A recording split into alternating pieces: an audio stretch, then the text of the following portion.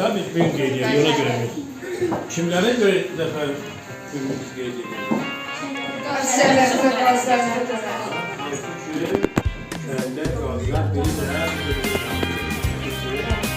bizə bunlarla neyin həmişə?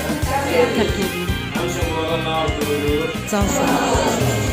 Odur eli, od nəfəsli diyarı. Ocağına can qurban Azərbaycan. Əziz sən də əyilməyən vüqarımsan. Uçağına canım qurban Azərbaycan. Savaşlardan ağlaçı çıxan zaman tarixlərə bağışladın neçə qurban. Hər qonşuda bir parçası əsir qalan. Qurbana canım qurban Azərbaycan.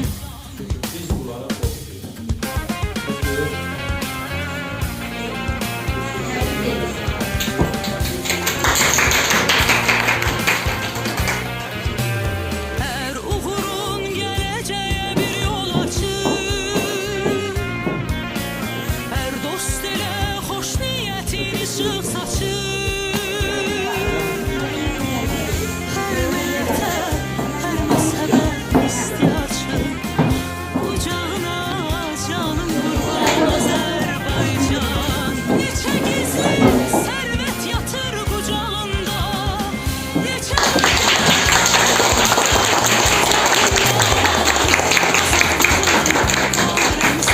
bayrağında, bayrağına canım qurban Azərbaycan. Başım üstə məğrur məğrur dalğalanan, bayrağına canım qurban Azərbaycan. Ruhuma can, cismim üçün vətən olan torpağıma canım qurban